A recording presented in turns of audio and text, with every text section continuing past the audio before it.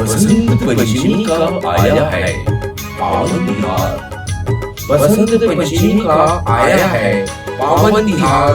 हर ओर छाई है खुशियां अपार, हर ओर छाई है खुशियां अपार। आइए आपको मैं बसंत पंचमी के बारे में बताना चाहता हूँ। आगे बसंते झुमार झूम के, आगे बसंते झुमार झूम के, मोरिया महा गजब लहसाई हो। आगे बसंती झुमार झूम के, मोरिया महा गजब लहसाई हो। आगे बसंती झुमार झूम के। बसंत पंचमी एक पवित्र बहार पर्व है जिसमें अच्छे अच्छे हमारे धरती की श्रृंगार होती है, नए नए फूल आती है, सरसों की पीली फूल आती है। बसंत पंचमी से आम का त्योहार आता है, फूल आते हैं, तेसु फूलने लगते हैं और बसंत पंचमी में माँ सरस्वती की आराध्य देवी की पूजा होती है, जिसे माँ सरस्वती वीणा गायनी वीणा पुस्तकम रचते हस्ते भगवती भारती देवी। बसंत पंचमी से सज्जनों माता सरस्वती की पूजा होती है और उसी बसंत पंचमी से सभी हमारे आराध्य देवी देवताओं की पूजा करने वाले कलाकार, संगीत पक्ष, आराध्य पक्ष और अपने योग पक्ष के लोग जितने भी सरस्वती के वंदना करके बसंत पंचमी मनाते हैं।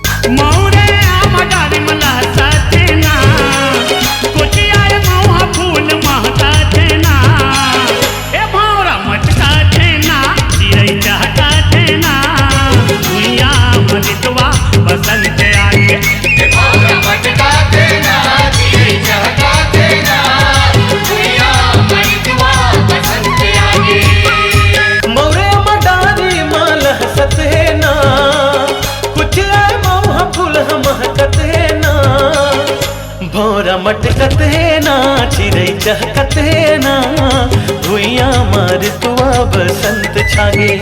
भौरा मटकत है ना, चिड़ै चहकत है ना, भुइया मार तुआ बसंत छागे।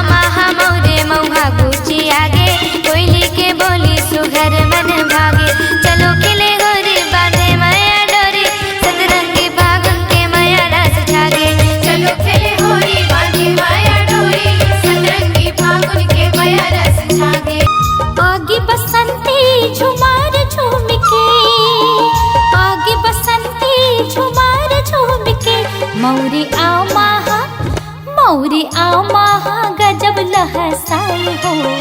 आगे बसंती झुमार झूम के, मौरी आमा गजब लहसाई हो। आगे बसंती झुमार झूम के, आगे बसंती झुमार झूम के,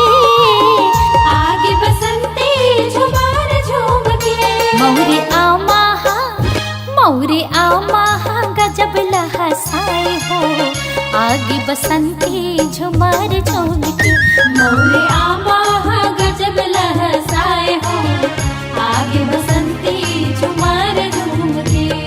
रंग वगैरह माया रंग वगैरह बरसात के फूल माया रंग वगैरह माया रंग वगैरह बरसात के फूल मामा आए। फागुन मस्त महीना ए बहिनी की उड़त रंग गुलाल।